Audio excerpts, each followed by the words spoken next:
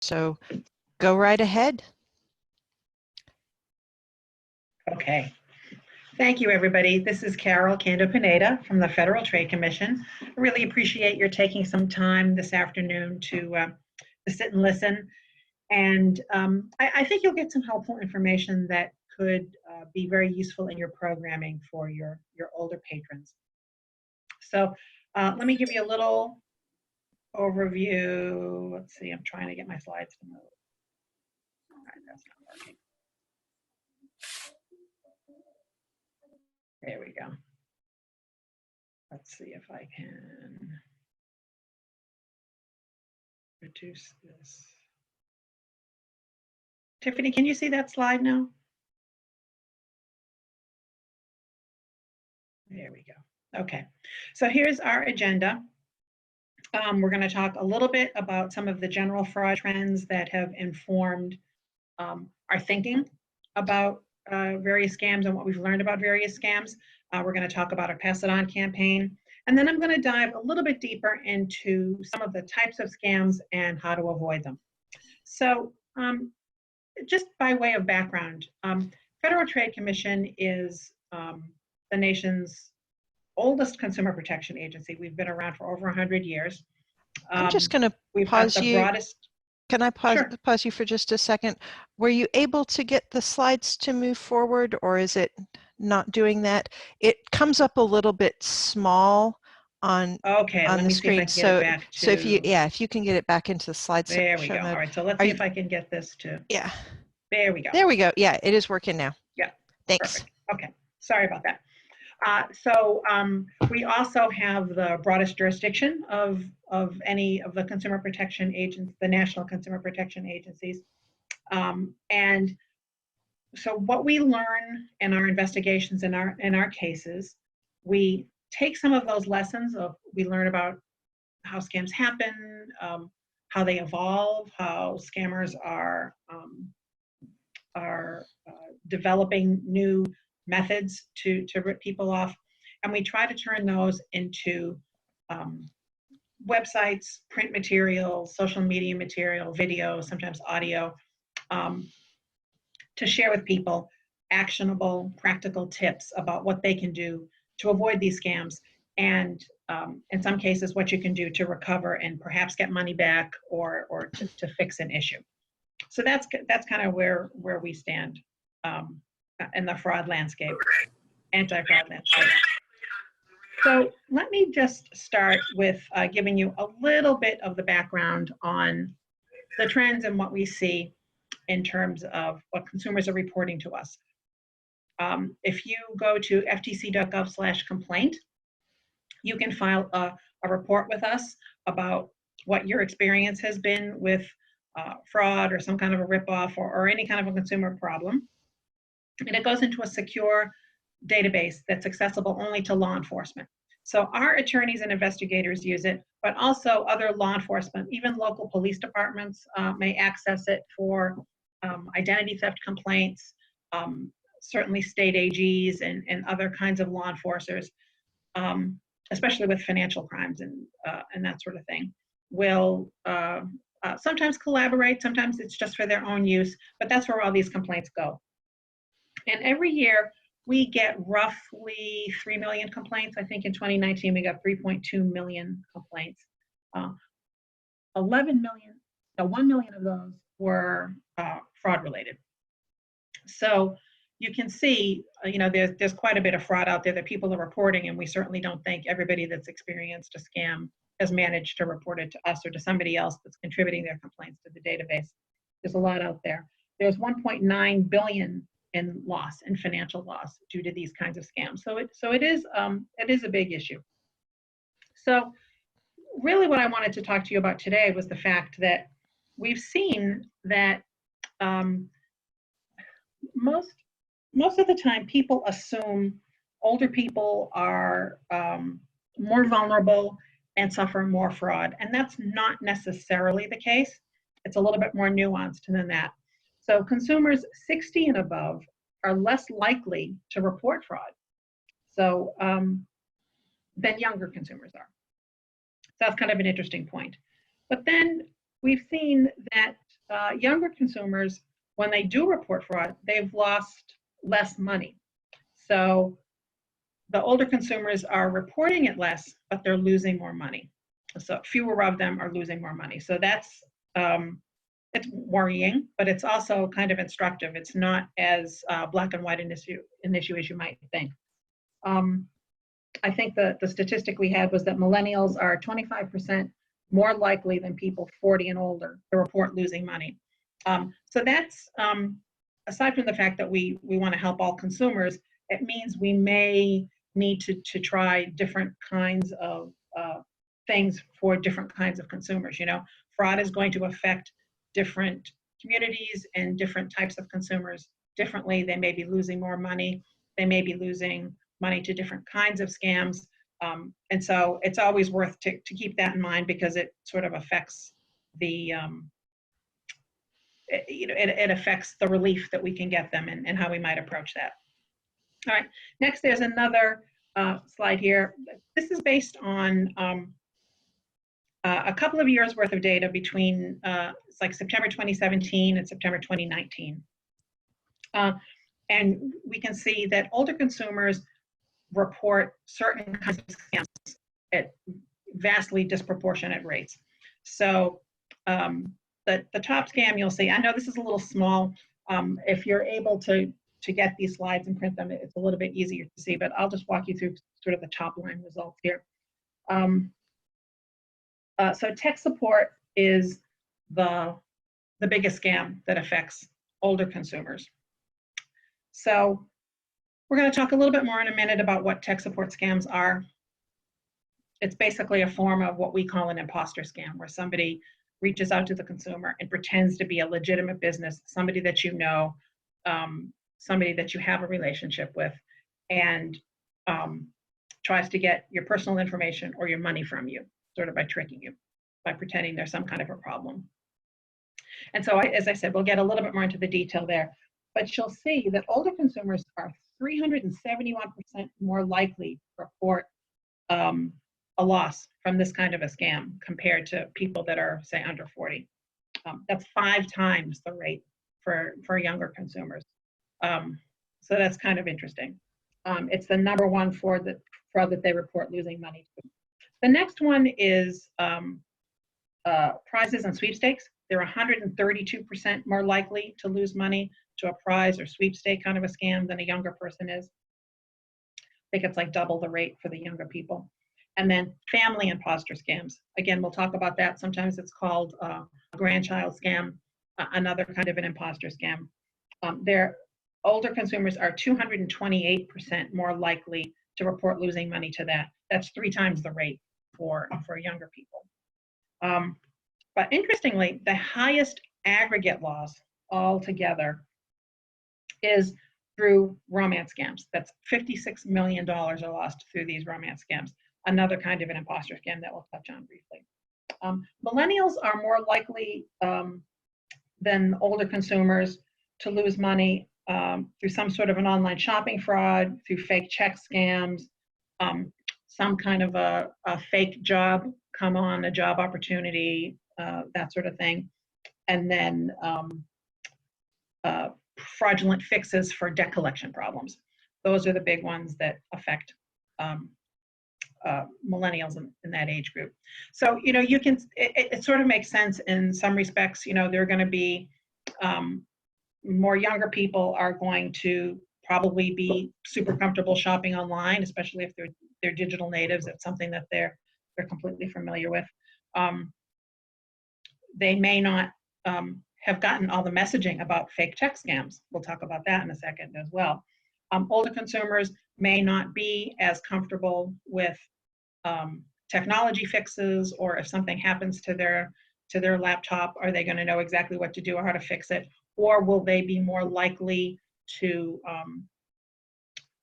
believe somebody that tells them that they can fix this for them right away?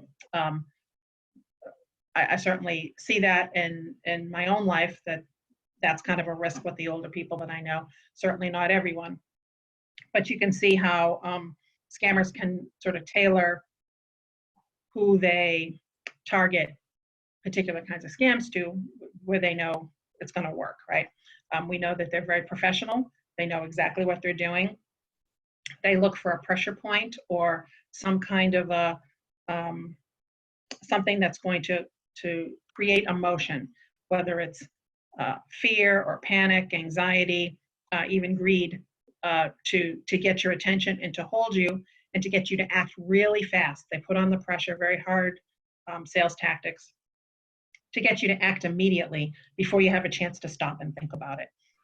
And these numbers sort of tell you they know where to go and what to say to various groups of people.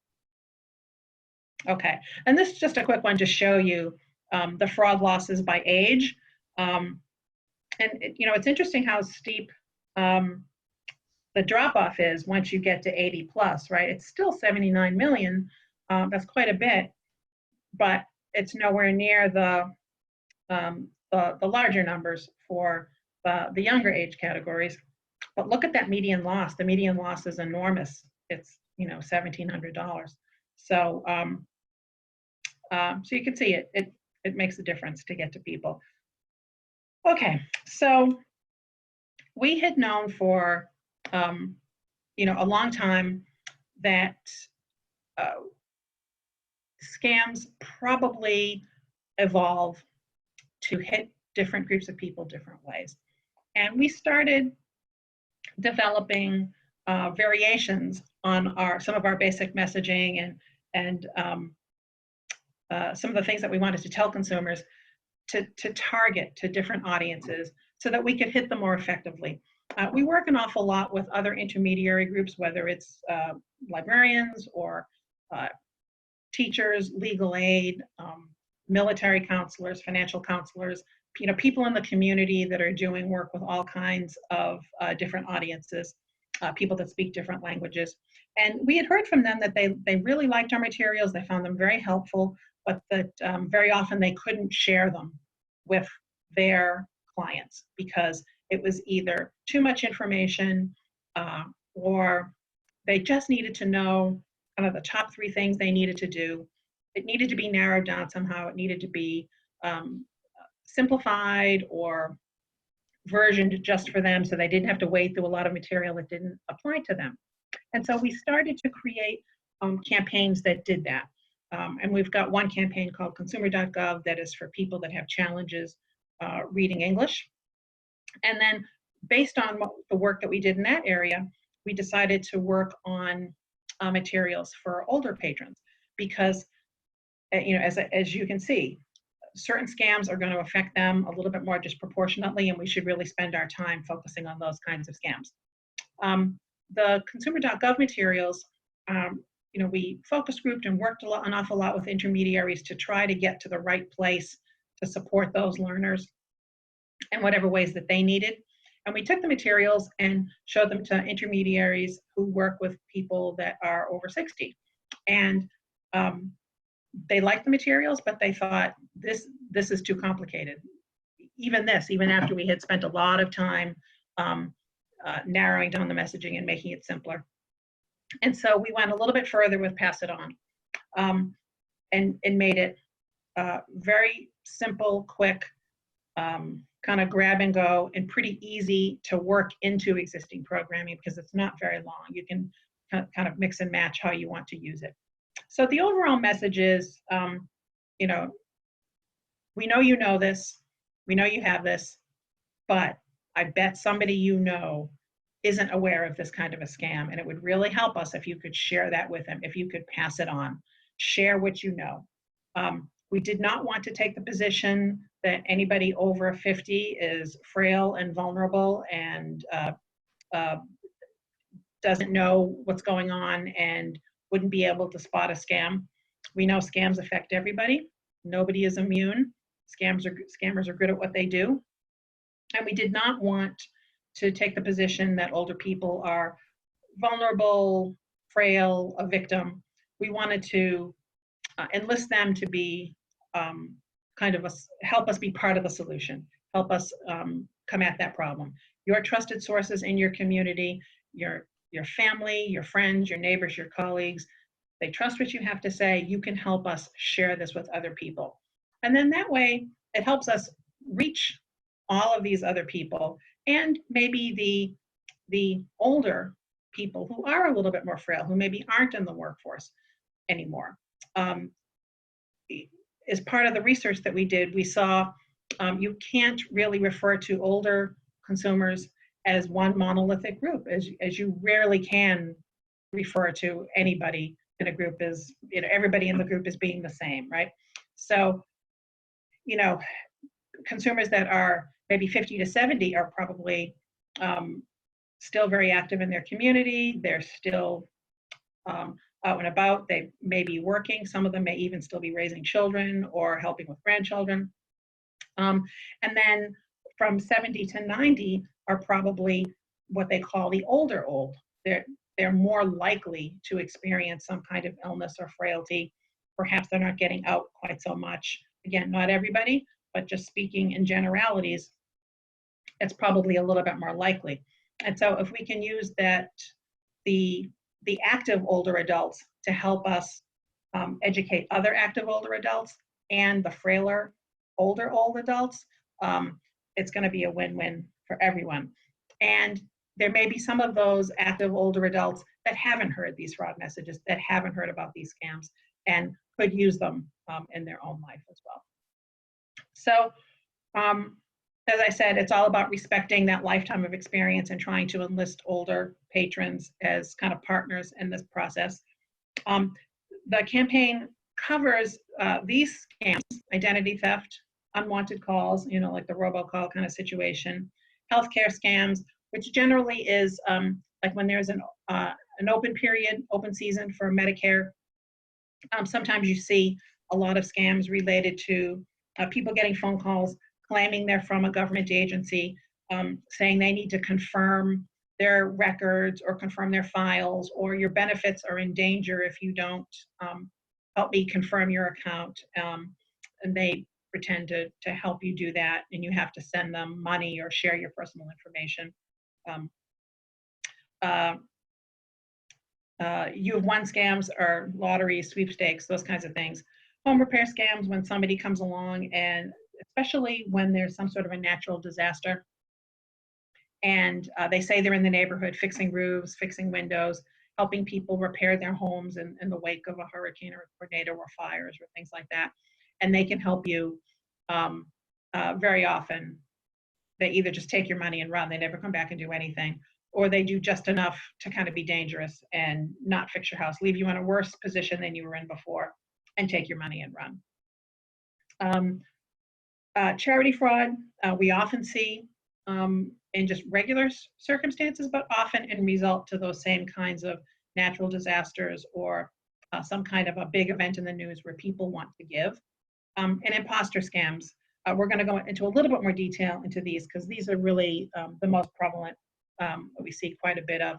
But an imposter is basically somebody that pretends to be somebody you know, a family member, a legitimate business, somebody from the government, somebody that you have already interacted with, and they concoct some sort of an elaborate story to get you to either send the money or to share your personal information.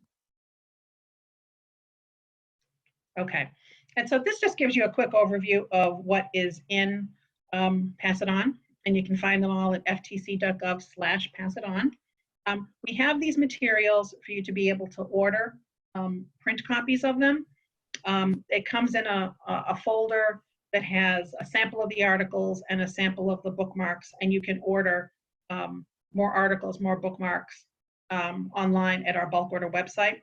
I believe that bulk order website is still down. You won't be able to order anything on that for a while until the pandemic situation is over. I don't think that we were able to socially distance at the warehouse, so that's shut for the moment.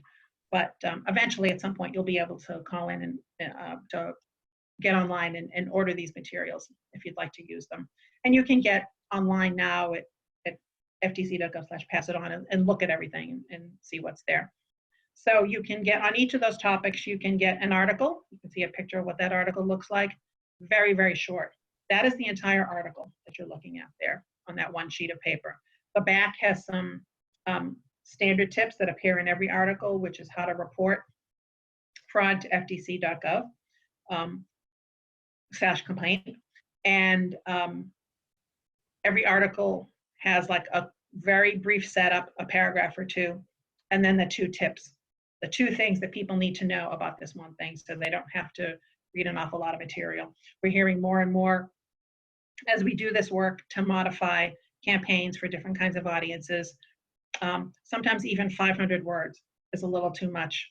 For the average consumer that's looking to solve a consumer problem, they want it as quickly as possible, sometimes 300 words less if we can do that. That's pretty challenging because sometimes you can't tell somebody everything that you want to tell them in that amount of words. But really, you have to sort of change your mindset and think you're telling them what they want to know. You want to answer their question, which is probably second nature to you as librarians, just to answer the question that somebody has. But for us, we had to fight the urge not to just dump all kinds of information on people because we wanted them to have it. And this has been very, very popular. The approach has worked pretty well. It resonates an awful lot with older people and with the intermediaries that work with them, or people that interact with older people and want to share this information. So there's the article. There's a bookmark for every topic. There's PowerPoint presentations for you if you would like to incorporate it into programming and use the PowerPoints to give a presentation. And then there are a couple of videos as well that you can take a look at and see how they worked for your library. The activities, let's see. Well, that's what the article looks like.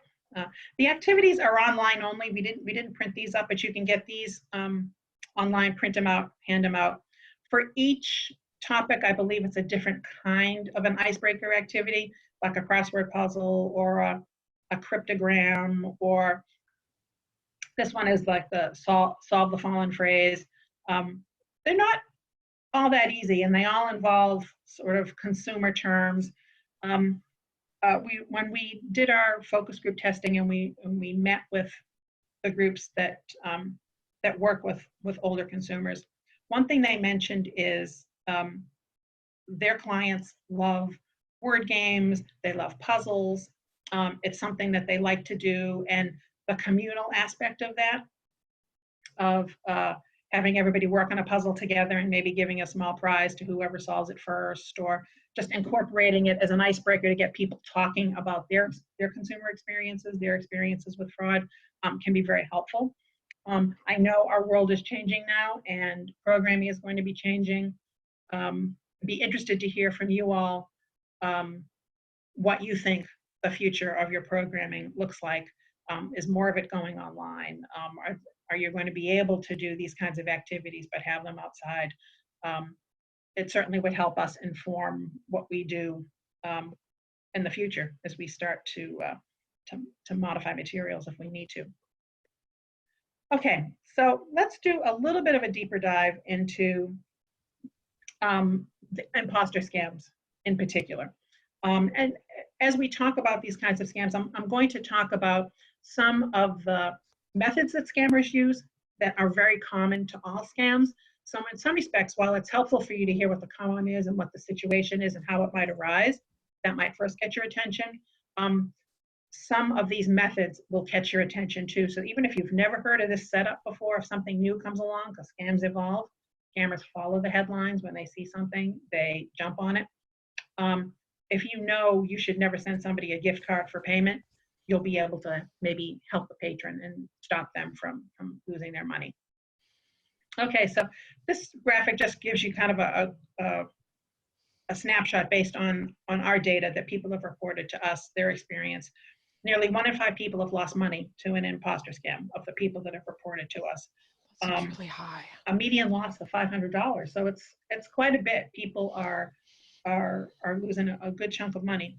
And in the total, it's 488 million reported lost. I believe that's even greater now, because this isn't right up to the minute. But it's still it's a pretty significant cause of fraud and of loss. Okay, so as we said, somebody who's an imposter, they pretend to be somebody else. They call you, they email you, ask you for personal information, ask you for money. And when I say they ask you for money, generally they're going to ask you to either wire transfer the money, or send you some kind of a reloadable money card, or go buy a gift card, read them the PIN numbers, and supposedly that pays a fee to make some sort of a problem go away. The problem is once the scammer has those PIN numbers, they have the value of the card and they can go resell it and do whatever they're going to do with it. You're out that money, and it's pretty difficult to get back. So other things to know about imposter scams: sometimes they can rig caller ID, which is called spoofing. So they can make it look like it's from, for instance, Washington, D.C. So for a while ago, IRS imposters was probably one of the biggest government imposter scams that we had seen. People were calling saying they were from the IRS, saying you owed back taxes, you're going to be in a lot of trouble, the local sheriff is coming to arrest you, we're going to impound your car, you're going to be deported, you're going to get your driver's license taken away. Take your pick. They would, mix and match the threats depending on where they were calling. And they could make it look like the call was originating from 202. And so if people looked it up, or if they just happened to know that 202 was a Washington, D.C. number, they would think it was actually the IRS. So we just want people to know that you can't trust your caller ID as a verification that this is a legitimate call, that it's actually coming from Washington, D.C., that can be faked.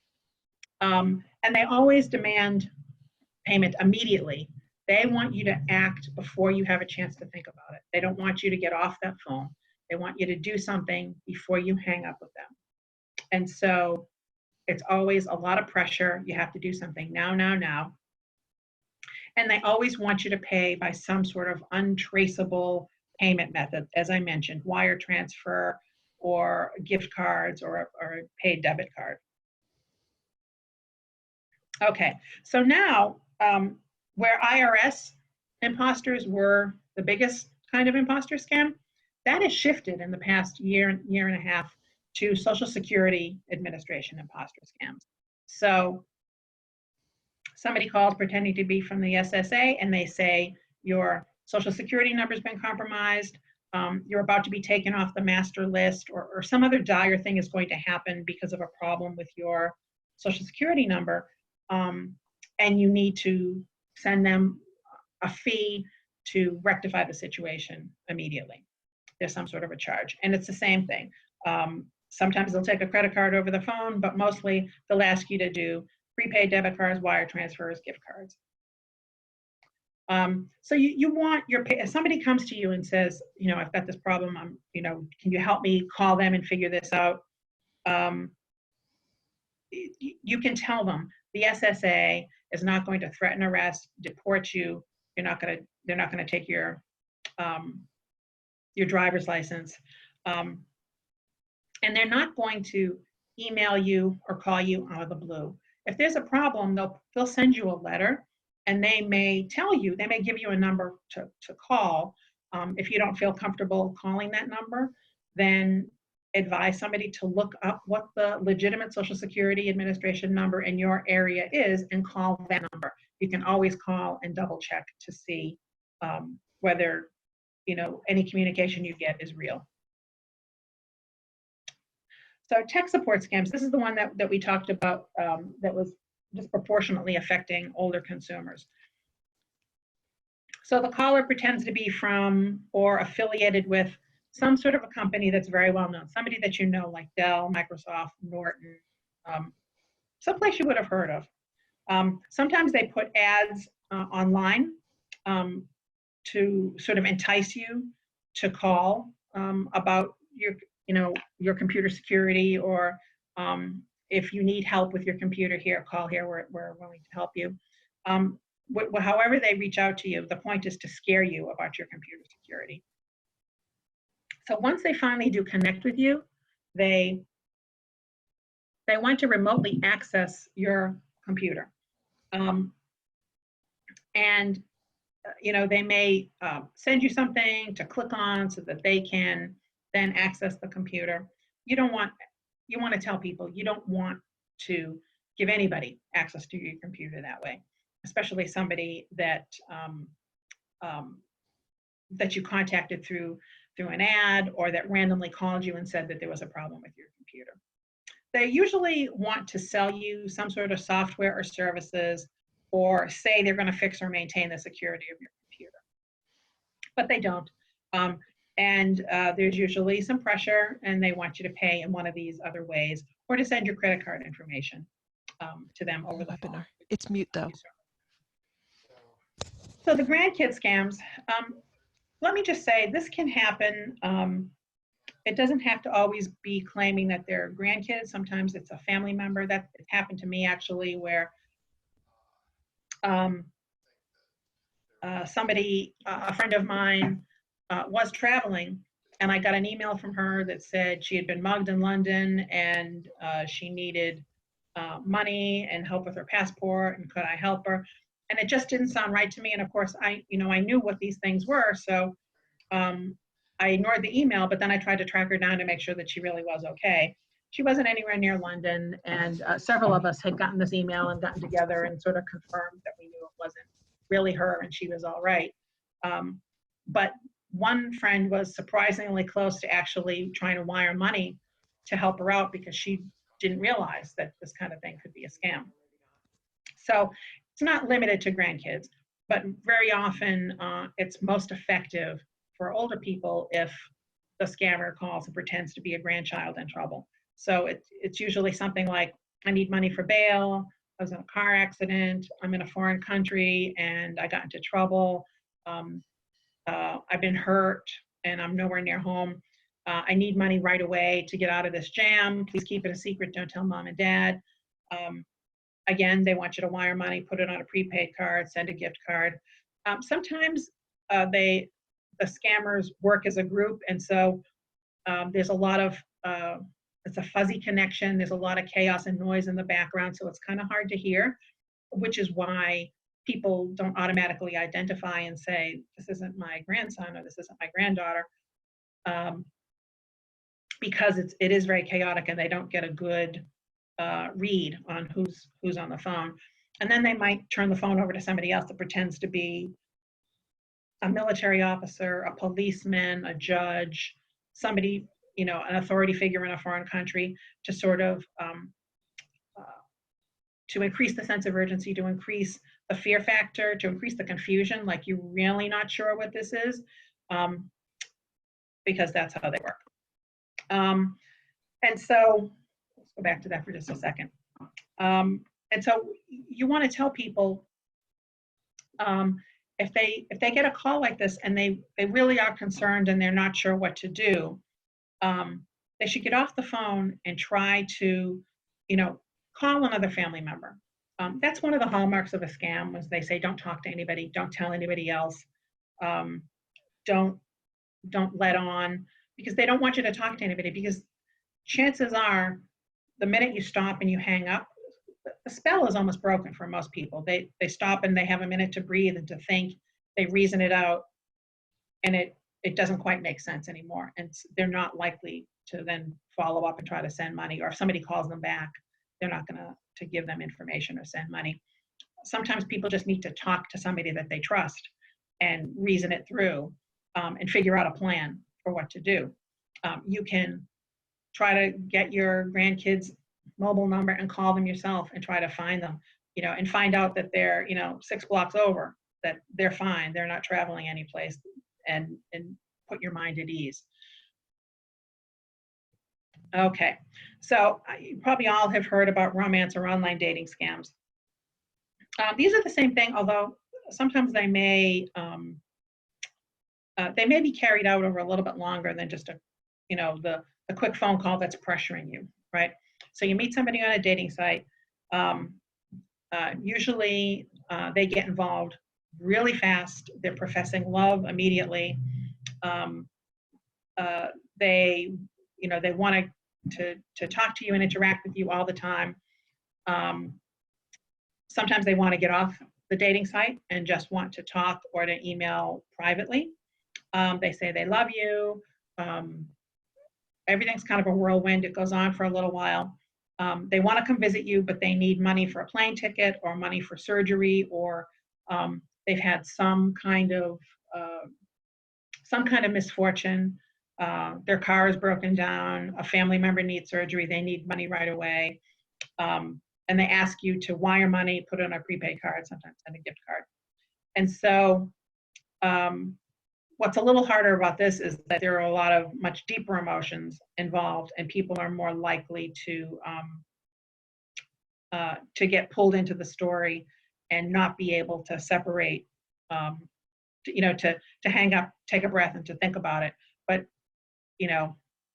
we have to advise people to do that, to try to stop and think. Once people starts asking you for money, you have to back off a little bit and say no, because some people get sucked in, and they send an initial bunch of cash and then some more and then more. People are out tens of thousands of dollars, and it's a fake love interest. They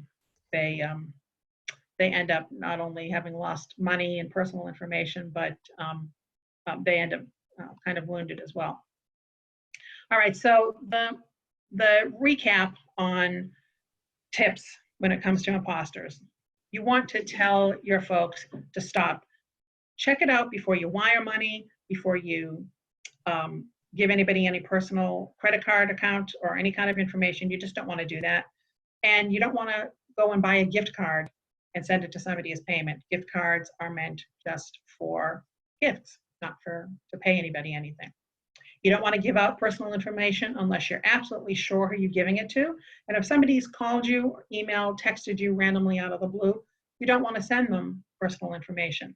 If you've initiated the call through a number that you've looked up and you know is legitimate, then that's a different situation. I've talked to older consumers who were afraid to give anybody, they were afraid to buy anything online, they were afraid to buy anything over the phone.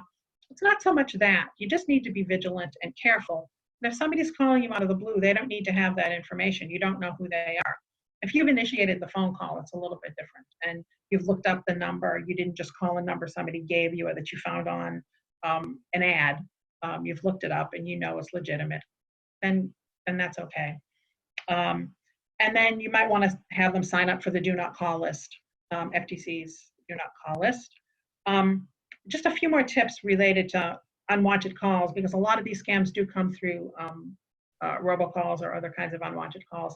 To remind people, if something doesn't sound right, hang up. It's okay to be rude. These people aren't your friends. They're trying to rip you off. It's okay just to let it go to voicemail and delete it, or if they get you on the phone, hang up. The do not call registry is at donotcall.gov. You can sign up and have commercial telemarketing calls blocked. It doesn't block every single telemarketing call, but it can help. Don't trust the caller ID. It can be faked. And you want to call your service provider and find out about call blocking, because there are ways now that the call can either be labeled so that you get a notice that it's a telemarketing call and you can choose to ignore it, or you can block telemarketing calls entirely and just not have to deal with it. Okay, so just a few of the resources that we have.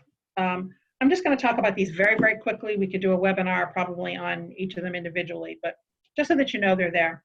So if you have somebody that suspects they're a victim of identity theft, whether it's through one of these scams that they may have lost information, or just through other means if they don't have any idea how it might have happened, but they suspect there's a problem, go to identitytheft.gov. It's created and maintained by the FTC, but it's a one-stop shop website where people can start that recovery process. So they can file a complaint with the FTC. That goes into the secure database so that we can see the trends, see how identity theft is evolving. And that's very often how we see things are changing, how we see identity theft, the stories are changing, or the implications and the harm might be changing or not.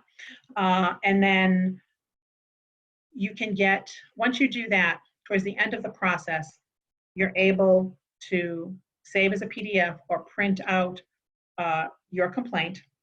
And in that format, it becomes what's known as an identity theft report, which is an actual, it's an actual legal document in the federal law. It was created that an identity theft report helps you prove that you're the victim of identity theft. And so you can take that identity theft report and send it to the credit reporting companies to tell them to take certain unauthorized charges off of your credit report, to get that, to clean up your credit report of those kinds of mistakes. You can send it to any vendors where your accounts were compromised. So say you had a credit card and there were unauthorized charges on there, or somebody opened a new credit account in your name using your information. You would take the identity theft report and send that to those companies and tell them, I'm a victim of identity theft. Please close this account or take these charges off my account and close it or pause it or whatever they ask for you to do. So another helpful thing on identitytheft.gov is that there are sample letters. So once you file the complaint, not only does it generate that identity theft report, but it also, you're able to generate sample letters that populate with all the information that you just put in. So you'll have a sample letter to send to the credit reporting company or to the credit card company or to the other retailer or wherever your information was compromised. So you have the letter and the identity theft report. You can print them out, send them out to whoever you need to send them out, and you've already started that recovery process. So it can be very, very helpful for consumers. It helps consolidate what they need to do, and not just gives them a checklist, but really helps them accomplish some of those steps as well. So in addition to that, you'll get a customized list, the little checklist that tells you what you need to do depending on the kind of identity theft you've experienced and what the details are, what needs to happen, sort of what your deadlines are. And then you can, if you create an account, you don't have to, but if you create the account, you can save all that information and go back and update it as your knowledge about the identity theft changes. And as you learn more and you have more detail, you can go in there and update your identity theft report if you have to send it to new places or you have to follow up with some of the other places you've already been in contact with. So it can be helpful as you work through your checklist. You can see what you need to do next and what you need to be waiting for and on the lookout for, and helps you complete that process. And then that way, you also have something to go back to. You might be able to clean up an incident of identity theft very simply. Sometimes it takes a little bit longer and there are more steps that you need to follow, and it has a little bit more tentacles. And if it comes back up again, it resurrects a year down the road, you can go back to identitytheft.gov and update that identity theft report and send letters out to whoever you need to send them out to. It's a good help in keeping track of that recovery process. You want to encourage people to get their free annual credit report from each of the 3 main credit reporting companies.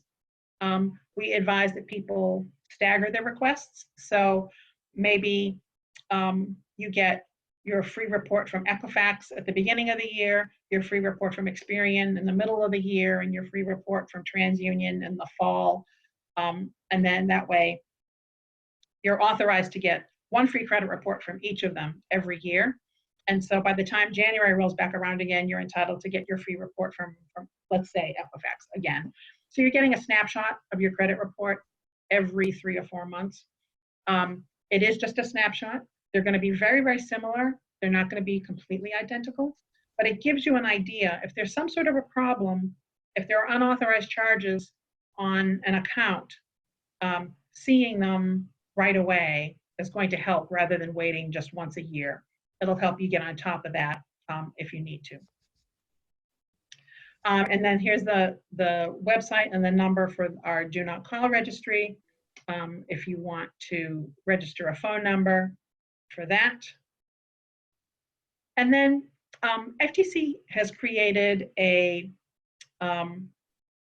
it's sort of like a portal for librarians. It's ftc.gov/libraries.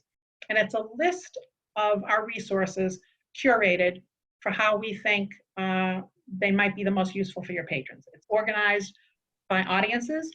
So there's a section that's for people that are experiencing identity theft. There's a section for Spanish speakers, a section for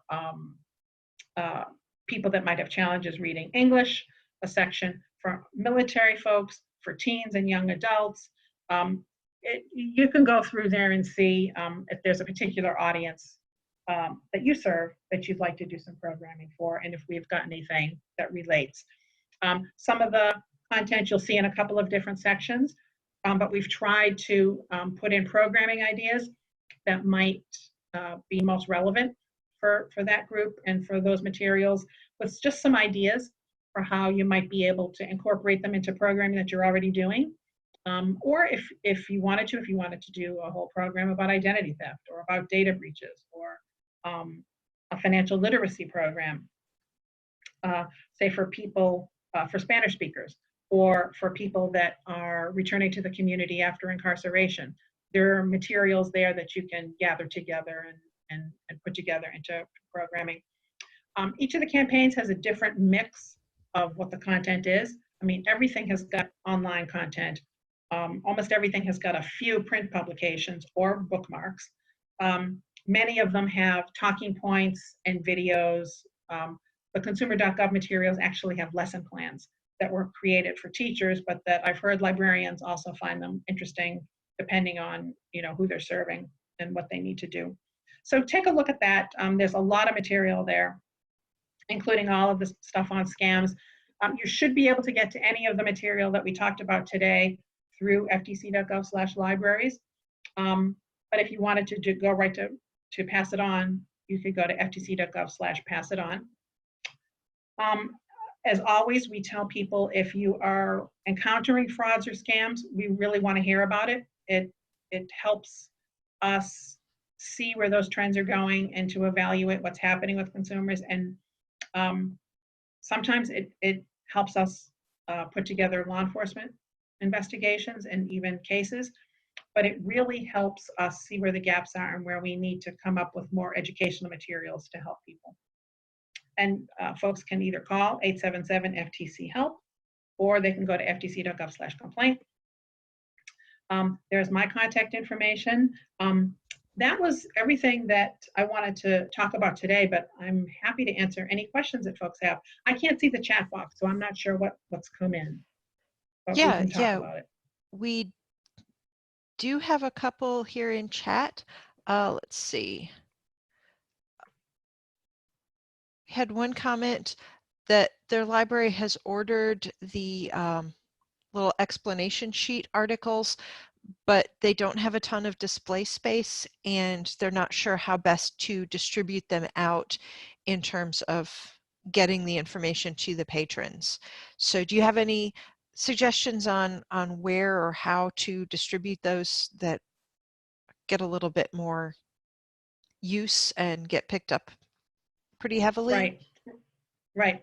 So I have heard of some librarians, if they don't have a lot of display space, they might have a program that they put on a regular basis and actually hand the articles or hand the bookmarks to folks as part of the program, just as like part of the handouts that they have or the little freebie sorts of things.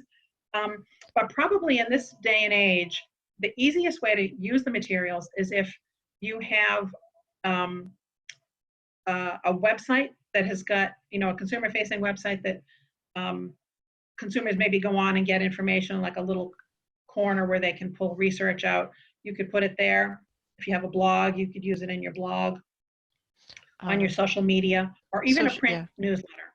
I had a question from another librarian a few weeks back about whether they could use our information on a newsletter.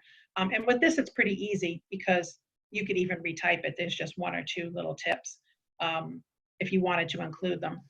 And you could certainly, all of our materials are free and they're freely available. So if you saw information that you wanted to put on your social media, you wanted to put on a blog or a newsletter, you could just go into ftc.gov/libraries any of the material that's there, any of the pass it on material, identitytheft.gov material, you could just cut and paste and put use for your purposes and put it out. We love to hear about that and to know that people are using things that way. We love it to get credit, but we don't have to. So you don't have to cite that it's from the Federal Trade Commission unless you feel like that's going to give it a little bit of extra authority. Yeah, another comment that came in here says that they've shared those articles and the contents at senior centers, places of worship, like local markets, that sort of thing, where there's community postings. We did get another question. As a state agency that serves ethnic minority communities in South Carolina, what can they do as an agency for that demographic? I would suggest first looking at consumer.gov. That is our other website, and you'll be able to find that on ftc.gov/libraries. But if you wanted to just look directly, consumer.gov, we've got everything on there is also available in Spanish. All of our materials are available in Spanish, even on our main website. So that's a start there. As I said, the materials are created with the demographic of people who have challenges reading English, whether that means that's just their literacy level, you know, they were born here and that's their literacy level, or somebody that's a recent arrival from someplace else. And they may have been a PhD chemist wherever they came from, but they're here and they may not be familiar with how business operates, customs. They're getting their feet under them, and maybe their English, their literacy level in English isn't as high. Those are populations that are going to be a little bit more vulnerable to scams, and so I would definitely look around there. There's some basic what we call adulting 101 kind of information. You know, getting an apartment, getting a bank account, what a car title loan is, and you know why you want to avoid it. There's a lot of sort of that financial literacy information, but there's also scam information on there too. That could be helpful. And then our main website, consumer.ftc.gov. I know it's confusing. I didn't choose it, but it's consumer.ftc.gov. We also have identity theft information in other languages. Just don't have it off the top of my head. We had some immigration help, immigration information. If you go to the library portal, we've got some of that listed for people that don't speak English, that you can track some of that down, some of the fraud information and immigration information down. And let me mention one more thing. You know, we talked about this last week, but in case you weren't around, we have a webpage, ftc.gov/coronavirus, and that has all of the latest information that we have about scams we're seeing as related to coronavirus. And some of that information has been translated into other languages as well. But it's helpful for everybody because we're seeing a lot of similar scams to what I've described, and the same methods for cheating people as I described, but they all have that hook of the coronavirus, and where there's so much confusion and everything is developing so rapidly, that's worth a look as well, because people want to be armed against a lot of that stuff too. Yes. Another comment from the chat says the remote access of computers only allow it if you contact the valid support site first about a specific issue and know, you have a tech that you're already talking to, rather than just whoever just called up and said you might have this issue. So that, I think the technology in that case is very confusing probably to a lot of people. Yes, I think that the key point there is that's exactly right. If you're, it's hard to say now because the world is so different, but if you had gone into a Best Buy and you had a relationship with Randy who was fixing your computer, and everything was going well, you went home and something goes wrong and, you call Randy again, that's probably okay to let Randy into your computer to help out, somebody that you have an real life relationship with that was helping you about that problem. If you get a call out of the blue from somebody that says, we can help you with this problem, or we've seen there's a problem, or people in your area have had this problem, I can help you fix it. Yeah. When somebody calls randomly out of the blue, you don't want to give them access to anything valuable, to give them your information, to send them money. Yeah. And I think too, the point about them creating that sense of urgency of don't tell anybody about this, or you're going to be in trouble, or your access is going to be cut off. You must decide now. You must, Yes. I've gotten that for the Social Security. Your benefits will be cut off if you don't act now. I don't even get Social Security benefits, and it made me feel anxious. So, yeah. The pressure to make the decision in the moment is a very big concept there. Yes. Are there any other questions? It's just, Sorry, it's go kind of ahead. creepy. Yeah, it's very unsettling. It's a lot of mental pressure. They know what to say to get people's fear reactions going. Right. Do we have any other questions in chat, or if you want to unmute and ask any other questions? We are recording all of this series. It's going to be in a playlist on the State Library's YouTube. The one from last week, the fraud red flags, is already posted, and this one will be shortly. So if we don't have any other questions, we will go ahead and stop the recording here. And thank you all for attending. I hope this has been informative for you.